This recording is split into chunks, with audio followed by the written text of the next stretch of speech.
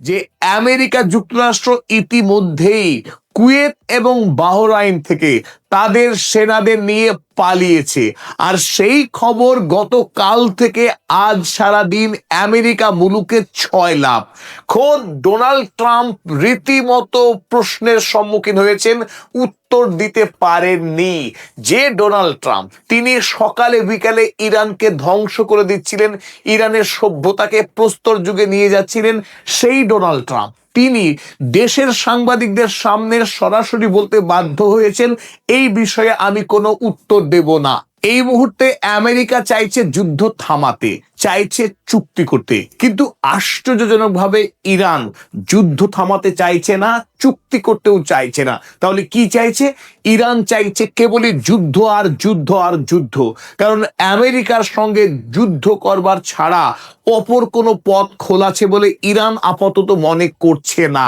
আর ইরানের এই মানসিকতা দেখে আমেরিকার যারা সামরিক কর্তা তারা রীতিমতো হতাশ এবং হতভম্ব। খোদ ডোনাল্ড ট্রাম্পও বুঝতে পারছেন না কোন পথে গেলে তার মুখ রক্ষা হয়। আমরা ইতিপূর্বেই আপনাদের জানিয়েছিলাম যে ইরান এই মুহূর্তে ম্যাডম্যান থিওরি এবং ডোনাল্ড ট্রাম্পের ব্রিঙ্কম্যানশিপ থিওরি কাজে লাগাচ্ছে। যে আমেরিকা ইতিমধ্যেই ভীত সন্ত্রস্ত এবং সেই ভয় পাওয়া গরুকে আরো বেশি ভয় ধরিয়ে দেওয়াই ইরানের এই মুহূর্তের স্ট্র্যাটেজি। আর সেই স্ট্র্যাটেজি ইতিমধ্যেই এমন ফল দিয়েছে, চলুন আমরা দেখে নিই ইংল্যান্ডের গুরুত্বপূর্ণ খবরের কাগজ ফিনান্সিয়াল টাইমস কি খবর ছেপেছে, তার একটা নির্যাস আমরা দেখব। Pentagon has withdrawn American forces from their bases in Bahrain and Kuwait. অবিশ্বাস্য খবর, ইতিমধ্যেই আমেরিকার পেন্টাগন অর্থাৎ সামরিক সদর দপ্তর তাদের যে সমস্ত সেনারা বাহরাইন এবং কুয়েতের যে সামরিক সেনা ছাউনিগুলোতে ছিল তাদেরকে ইতিমধ্যেই সরিয়ে নিয়েছে America, due to intensified Iranian strikes. Iran সাম্প্রতিক সময়ে কুয়েত এবং বাহরাইনে যে তীব্র আক্রমণ শুরু করেছে তার জেরেই আমেরিকার সামরিক দপ্তরের এই সিদ্ধান্ত গ্রহণ করা। American troops transfer to Israel and Europe. একেবারে ইরানের সন্নিকটে অবস্থিত যে দুটি দ্বীপরাষ্ট্র, ক্ষুদ্র যে দ্বীপরাষ্ট্র কুয়েত এবং বাহরাইন, সেই দুটি রাষ্ট্রের যত মার্কিন সেনা ছিল তাদের অধিকাংশকেই ইতিমধ্যে আমেরিকা হয় ইসরায়েলে নতুবা ইউরোপে স্থানান্তরিত করতে বাধ্য হয়েছে। এটাই তো ইরানের জয়। ইরান তো এই কথাই বলে আসছিল যুদ্ধের শুরু থেকে যে মধ্যপ্রাচ্যে মার্কিন সেনা ছাউনি থাকবে না, সেখানে কেবল মধ্যপ্রাচ্যের দেশগুলো তাদের সেনাবাহিনী রাখবে, আমেরিকার খবরদারির দিন শেষ। আর সেই কথাকে বাস্তবের মাটিতে প্রমাণ করে দেখাল ইরান যে এটা সম্ভব, আমেরিকার মতো সুপার পাওয়ারকে যুদ্ধে পরাস্ত করা যায় এবং মধ্যপ্রাচ্য থেকে গলায় ধাক্কা দিয়ে তাদেরকে তাড়িয়ে দেওয়া যায়। তবে এই প্রসঙ্গে একটা কথা বলতে চাই, আমাদের মধ্যে অনেক মানুষ আছেন যারা সৌদি আরবকে ভীষণ ভালোবাসেন, ভালোবাসতে কোনো দোষ নেই, কিন্তু সমস্যা কোথায়? তারা মনে করেন যে সৌদি আরবের পক্ষে বা পৃথিবীর কোনো দেশের পক্ষেই আমেরিকাকে পরাস্ত করা সম্ভব না যুদ্ধের ময়দানে। তাই বরং আমেরিকার বিরুদ্ধে না গিয়ে আমেরিকার সঙ্গে বন্ধুত্ব রেখেই যা কিছু আদায় করার করতে হবে। ইরান বরং ভুল পথে যাচ্ছে, ইরানকে সমর্থন করলে আমাদের ঈমান দুর্বল হয়ে যাবে। এই ভাবনা যে কতটা ঠুনকো ছিল সেটা ইরান প্রমাণ করে দেখালো যে আমেরিকার হাতে পায়ে ধরে আমেরিকার দাসত্ব প্রভুত্বকে মেনে নিয়ে বেঁচে থাকার কোনো অর্থই হয় না। যদি জীবন থাকে সেই জীবনকে আমেরিকার বিরুদ্ধে লড়াই করে তাকে পরাস্ত করার মধ্য দিয়ে জীবনের সার্থকতা আত্মত্যাগের মধ্য দিয়ে মহত্ব অনুভব করা যায়, সেই কথা কিন্তু ইরান প্রমাণ করে দেখালো বিশ্ববাসীর কাছে। এর পাশাপাশি আমরা অপর গুরুত্বপূর্ণ একটি মতামত পেয়েছি জো কেন্টের। আপনারা ছবিতে দেখছেন আমেরিকার ফরমার কাউন্টার টেরোরিজমের হেড যিনি ছিলেন জো কেন্ট, ডোনাল্ড ট্রাম্পের সঙ্গে সাম্প্রতিক সময়ে মতবিরোধের কারণেই তিনি তার চাকরি ছেড়েছেন। ছাড়লেও আমেরিকার সামরিক দপ্তরের হাড়ির খবর তিনি সবটুকু জানেন। সেই মানুষ জো কেন্ট তিনি কি বললেন দেখুন, We need to accept that we can't use military forces to open the Strait of Hormuz. একটি কথা আমাদের মেনে নেওয়া দরকার যে শক্তি প্রয়োগ করে আমরা ইরানের হরমুজ প্রণালীকে মুক্ত করতে পারবো না, খুলতে পারবো না। খোদ তিনি বলছেন যে এটা আমাদের পক্ষে সম্ভব না। Without catastrophic escalation into a bloody years long war, আর সেটা যদি আমরা করতে যাই, হরমুজ প্রণয় যদি খুলতে যাই, আমাদেরকে একটি ধ্বংসাত্মক বেশ কয়েক বছর ধরে একটা রক্তাক্ত যুদ্ধ লড়তে হবে। সুতরাং তিনি কি মতামত দিলেন? Now is the time for President Trump to pull our troops out of the region. সুতরাং এটাই ডোনাল্ড ট্রাম্পের জন্য আদর্শ সময়, মধ্যপ্রাচ্য থেকে সেনাবাহিনীকে সরিয়ে নিয়ে আসা। আর সেই কাজ ইতিমধ্যেই গোপনে ডোনাল্ড ট্রাম্প সম্পন্ন করেছেন, তার অনেকটাই। এখন স্বাভাবিকভাবেই প্রশ্ন উঠতে পারে, ডোনাল্ড ট্রাম্প কেন এই ধরনের লজ্জাজনক, অপমানজনক সিদ্ধান্ত গ্রহণ করলেন যে বাহরাইন এবং কুয়েত যে গোটা ক্ষুদ্র দুটি রাষ্ট্র, সেই রাষ্ট্রতে মার্কিন সেনাতে মুড়ে দেয়া ছিল, সেখান থেকে হঠাৎ করে কেন মার্কিন সেনাদেরকে ইসরায়েলে, ইউরোপে নিয়ে পালালেন? তার অন্যতম বড় কারণ এই যে এই দুটি রাষ্ট্রই ইরানের খুব সন্নিকটে অবস্থিত এবং ইরান অল্প সময়ের মধ্যেই ড্রোন এবং মিসাইল দিয়ে এই সামরিক ঘাঁটিগুলোতে লাগাতার আক্রমণ চালাচ্ছে। বিশেষ করে কুয়েতের Ali Salem airbase, camp Arifjan, camp Buehring, এই ধরনের মার্কিন ঘাঁটিগুলোতে আক্রমণ চালিয়েছে। অনুরূপভাবে বাহরাইনের ফিফথ ফ্লিট এবং খালিফা বিন সালমান পোর্ট, এই কতগুলো মার্কিন ঘাঁটিকে লক্ষ্য করে ইরান লাগাতার আক্রমণ চালিয়েছে গত কয়েক মাস ধরে। ফলে এই সমস্ত সামরিক ঘাঁটিগুলোতে যতটা মার্কিন সামরিক পরিকাঠামো ছিল, তার সিংহভাগই ধূলিসাৎ হয়েছে, নষ্ট হয়েছে। তবে তার জন্য কিন্তু আমেরিকা ছেড়ে পালাচ্ছে না। পালাচ্ছে যেটা তার মূল কারণ হলো যে আর্লি ওয়ার্নিং সিস্টেম। মধ্যপ্রাচ্য তথা গোটা পৃথিবীর যত মার্কিন ঘাঁটি রয়েছে, সেই ঘাঁটিগুলিতে যদি কোনো শত্রুপক্ষ আক্রমণ করে, তৎক্ষণাৎ আমেরিকার সেনাবাহিনী তার সংবাদ পেয়ে যায় তার রেডার সিস্টেমের দ্বারা, আর্লি ওয়ার্নিং সিস্টেমের দ্বারা। কিন্তু কুয়েতে সাম্প্রতিক সময়ে তার যতগুলো এইরকম আর্লি ওয়ার্নিং সিস্টেম ছিল, ইরান ড্রোন হামলা করে, মিসাইল হামলা করে তাকে দফা রফা করে দিয়েছে। ফলে ইরান থেকে কুয়েতের মধ্যে দূরত্ব যখন খুবই সামান্য, 3 বা 4 মিনিটের মধ্যেও মিসাইল হামলা হয়ে যেতে পারে, সেখানে মার্কিন সৈন্যদের প্রাণের ঝুঁকি কিন্তু অনেকখানি বেড়ে গেছে, যেহেতু সমস্ত আর্লি ওয়ার্নিং সিস্টেম এখন বিকল। দেখুন, এই যে লাল রং দেখছেন আপনারা, এটা কুয়েত, আর এই হচ্ছে সবুজ ইরান। এখান থেকে এই যে দূরত্ব, অতি সামান্য দূরত্ব, যে কোনো সময়ে ইরানের যে কোনো অংশ থেকেও যদি আক্রমণ করা হয়, সেই আক্রমণ আসতে পড়তে খুব একটা সময় লাগবে না। তাই মার্কিন সৈন্যরা এই কুয়েতে কিন্তু একেবারেই নিরাপদ নয়। অতএব এখান থেকে এবার ইসরায়েল কিংবা জর্ডান কিংবা ইউরোপ সরে পালানো ছাড়া পথ নেই। আবার দেখুন, এই যে ছবি দেখছেন র্যাডার, এগুলোকে বলে আর্লি ওয়ার্নিং সিস্টেম। এর নাম যেমন AESR 1000 এল ব্যান্ড র্যাডার। এই এল ব্যান্ড র্যাডার জুন মাসে একবার ধ্বংস করেছিল ইরান। আর তারপরে আমেরিকা অনুরূপ একেবারে ওই L band radar same to same আরো একটি প্রতিষ্ঠা করেছিল কুয়েতে এসে। কিন্তু জুলাই মাসে এসে আবারও সেই র্যাডারকেও ধ্বংস করে দিল ইরান। এদিকে কুয়েতেরই অপর একটি সামরিক বেস আহমেদ আল জাবের এয়ারবেস। এই আহমেদ আল জাবের এয়ারবেসে আমেরিকার বর্তমান সময়ে যতগুলি শক্তিশালী সার্ভেলেন্স সিস্টেম ছিল, র্যাডার ছিল, তার মধ্যে সব থেকে দামি এই AN/APS 117 3D র্যাডার। আপনারা ছবি দেখছেন এই 3D র্যাডার, এটি অত্যন্ত শক্তিশালী এবং পার্শ্ববর্তী 3টে দেশে যদি আমেরিকার কোনো সামরিক সেনাছাড়িতে আক্রমণ হয়, তার পূর্বাভাস, পূর্ব খবর জেনে যাবে এই সিস্টেম। কিন্তু ইরান জুলাই মাসে এই র্যাডারকেও একটুও দয়া করেনি, এই র্যাডার সিস্টেমকেও পুরোপুরি ধ্বংস করে দিয়েছে ইরান। ফলে এই মুহূর্তে কুয়েতের যে সামরিক ঘাঁটিগুলি, সেগুলো আলগা হয়ে গেছে, উন্মুক্ত হয়ে গেছে ইরানের আক্রমণের কাছে।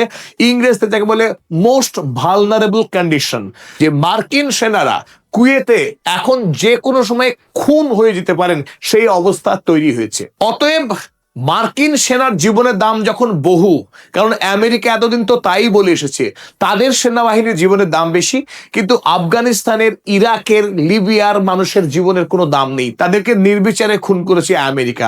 আজ ইতিহাস বদলে গেছে।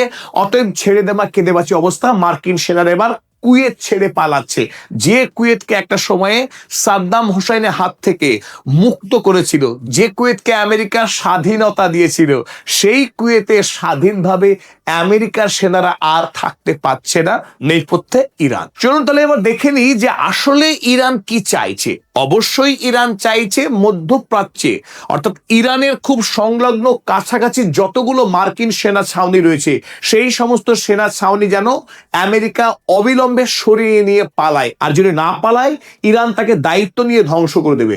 দেখুন, ইরানের সন্নিকটে কুয়েত রয়েছে, ফুললি আমেরিকার দ্বারা পরিচালিত 5টি গুরুত্বপূর্ণ সামরিক সেনা ছাউনি রয়েছে এখানে আমেরিকার। যেমন আমরা নাম করেছি ক্যাম্প আরিফ জান, বুহেরিং, আলী আল সালেম এয়ারবেস, আহমেদ আল জাবের এয়ারবেস এবং প্যাট্রিয়ট এবং সুপারহেড, এই মোটামুটি যে সামরিক বেসগুলো রয়েছে আমেরিকার, এই বেস প্রত্যেকটি আমেরিকার দ্বারা পরিচালিত এবং ইরানের খুব সন্নিকটে অবস্থিত। তাই ইরান চায় না যে এখানে আমেরিকার সামরিক ঘাঁটি থাকুক।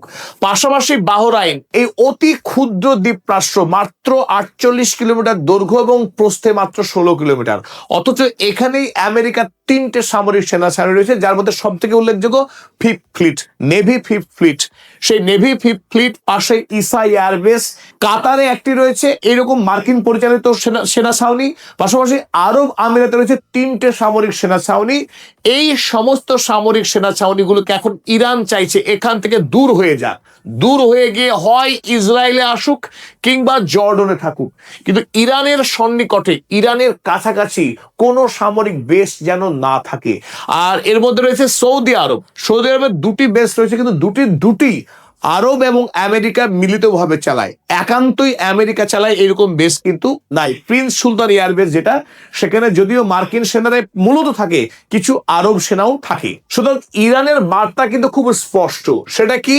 They are following a very methodical strategy of forcing the US as far away from Iran as possible. ইরানের কাছ থেকে যত দূরে সম্ভব সরানো মার্কিন সেনা ছাউনিগুলোকে তারা সরিয়ে দেবে এবার, out of Gulf, Syria, Iraq, and having them hold up in Israel and Jordan. তাই গালফ কান্ট্রিজ গুলো থেকে, সিরিয়া থেকে, ইরাক থেকে তাদেরকে দূরে সরিয়ে দাও এবং যদি সম্ভব হয় তাদেরকে জর্ডন এবং ইসরায়েলের মধ্যে বেঁধে রাখো।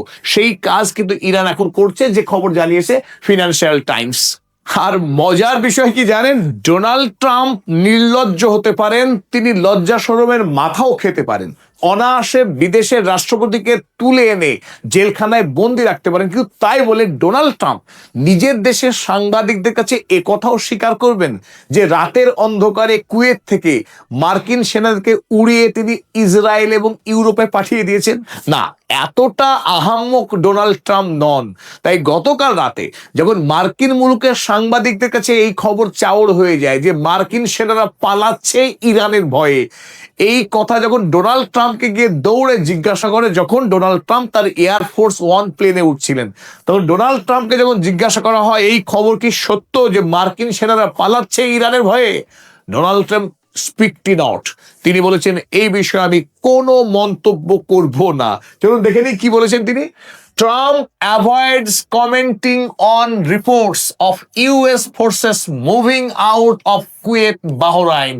কুয়েত এবং বাহরাইন থেকে মার্কিন সেনারা যে পালাচ্ছে সেই বিষয়ে তিনি বলেছেন কোনো মন্তব্য করবেন না। He answered, I don't want to comment on that. যে আমি ওই বিষয়ে কোনো মন্তব্য করব না। আর এতটুকুই যথেষ্ট বুদ্ধিমানের জন্য সাংবাদিকরা তৎক্ষণাৎ ডোনাল্ড ট্রাম্প কি উত্তর দিলেন তা কিন্তু লিখেই ফেললেন। অর্থাৎ এই কথা সত্য, যে খবর বাইরে প্রকাশ হয়েছে এই খবর 100% সত্য। অতএব ইরান ইতিমধ্যেই এই যুদ্ধে বিজয়ী হয়েছে। ডোনাল্ড ট্রাম্প ইরানকে ধ্বংস করার হুমকি দিয়েও তিনি যেভাবে পিঠ নিয়ে পালিয়ে এসেছেন, তখন বলেছিলেন যে আমাকে নেহাত অনুরোধ করেছে MBS, অনুরোধ করেছে ইরান, যে ইরান এখন আমাদের সঙ্গে চুক্তি চায়। গতকাল মোহাম্মদ বাকের গালিবাফ, ইরানের পার্লামেন্টের স্পিকার, আজও স্পষ্ট করে বলেছেন ডোনাল্ড ট্রাম্প সোমবার থেকে আমেরিকার সঙ্গে ইরানের যে দ্বিপাক্ষিক আলোচনা হওয়ার কথা দাবি করেছে সেটা সর্বৈব মিথ্যা। ইরান আমেরিকার সঙ্গে কোনো প্রকার আলোচনায় যাচ্ছে না, যাবে না, ইরান বরং যুদ্ধই চায়। ডোনাল্ড ট্রাম্পের দাবি ছিল খুব শিগগিরই হরমুজ প্রণালী খুলে যাচ্ছে, আমেরিকা ইরান চুক্তি করে হরমুজকে খুলে দেবে, আমেরিকাতে জিনিসপত্রের দাম হুড়মুড় করে কমে গিয়ে জীবনযাত্রা স্বাভাবিক হবে। কিন্তু ইরান জানিয়েছে হরমুজ নিয়ে চুক্তি হচ্ছে কথা সত্য, কিন্তু সেই চুক্তি আমেরিকার সাথে নয়, হচ্ছে ওমানের সঙ্গে। ওমান এবং ইরান দ্বিপাক্ষিক চুক্তির মধ্য দিয়ে তারা একটা সমঝোতাতে পৌঁছেছে। আগামী দিনে হরমুজ প্রণালী দিয়ে কিভাবে জাহাজ চলাচল হবে এবং সেই জাহাজকে কিভাবে নিয়ন্ত্রণ করা হবে এবং কিভাবে টাকা তোলা হবে, কত টাকা তোলা হবে, সেই টাকার কে কত ভাগ নেবে, কতটা ইরান নেবে, কতটা ওমান নেবে, এই বিষয়ে বিস্তারিত আলোচনা হয়েছে এবং সেই আলোচনা ফাইনাল পর্যায়ে পৌঁছে গেছে। Iran says negotiations with Oman over Strait of Hormuz in final stages. অর্থাৎ ওমানের সঙ্গে হরমুজ প্রণালীতে জাহাজ চলাচলের বিষয়ে যে নিয়ম নীতি নির্ধারণ হবে, সেই নীতি নির্ধারণ এখন একেবারে চূড়ান্ত পর্যায়ে। চলুন কি সিদ্ধান্ত হয়েছে সেটা একবার ছোট্ট করে আমরা দেখে নিই। এইটা হচ্ছে হরমুজ প্রণালী। এই হরমুজ প্রণালীর ট্রাফিক দুই ভাগে ভাগ করা হয়েছে। একটি হচ্ছে ইরানের অংশ, এই অংশটা ইরানের নেতৃত্বে থাকবে, এবং এই অংশটা হচ্ছে ওমানের নেতৃত্বে থাকা অংশ। জাহাজ ঢুকবে ইরানের নেতৃত্বে থাকা অংশ দিয়ে। আন্তর্জাতিক যত জাহাজ পারস্য উপসাগরে প্রবেশ করবে ইরানের যে জলপথ, সেই জলপথ দিয়ে। কিন্তু পারস্য উপসাগর থেকে জাহাজ যখন বেরোবে, সেই জাহাজগুলি কিন্তু ওমানের জলপথ ধরে বেরিয়ে যাবে। প্রাথমিকভাবে ওমান শর্ত দিয়েছিল, চাইলে ইরান যত জাহাজ ঢুকবে সেই প্রবেশকামী জাহাজগুলির কাছ থেকে শুল্ক আদায় করুক, কিন্তু ওমান কোনো জাহাজের কাছ থেকে টোল আদায় করবে না যখন জাহাজগুলো বাইরে